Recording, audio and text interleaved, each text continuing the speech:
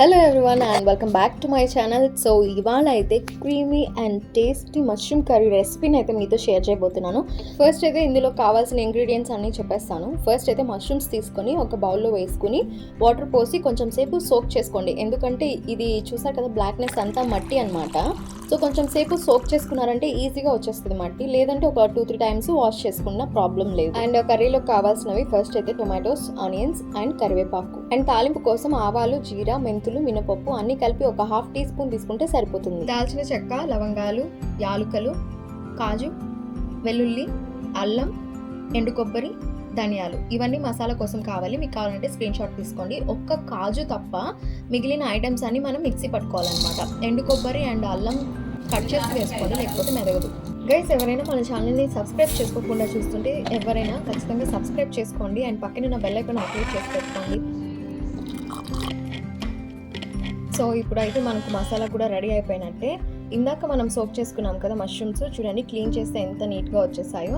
So soak చేసుకుంటే ఈజీగా వచ్చేస్తాయి అనమాట, మట్టి అంతా పోద్ది నీట్గా. ఫస్ట్ అయితే ప్యాన్లో కొంచెం ఆయిల్ వేసుకొని తాలింపు దినుసులు వేసుకోవాలి. అవి 2 minutes వేగాక మనం కట్ చేసి ఉంచుకున్న ఆనియన్స్ వేసుకోవాలి. ఇవి గోల్డెన్ బ్రౌన్ వచ్చేంత వరకు వెయిట్ చేయాలి. ఆనియన్స్ కొంచెం ఫాస్ట్గా కుక్ అవ్వడానికి కొంచెం రాక్ సాల్ట్ యాడ్ చేసుకుంటే ఫాస్ట్గా కుక్ అయిపోతాయి.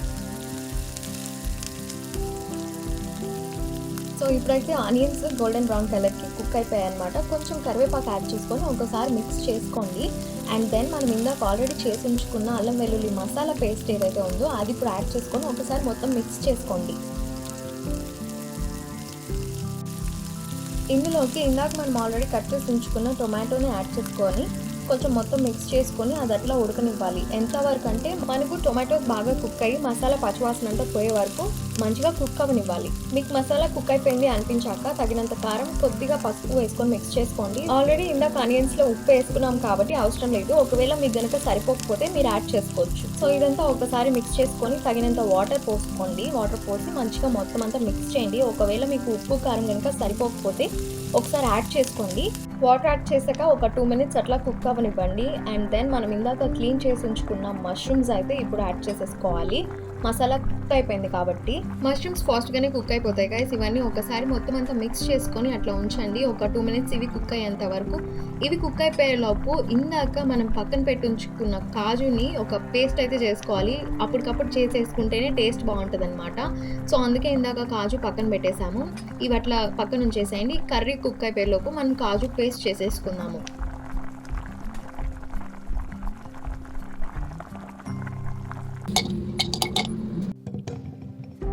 గైస్, ఇందులో పచ్చిమిర్చి యాడ్ చేసుకుంటే టేస్ట్ అంతగా బాగోదు, టేస్ట్ మారిపోద్ది. అందుకే పచ్చిమిర్చి యాడ్ చేయలేదు.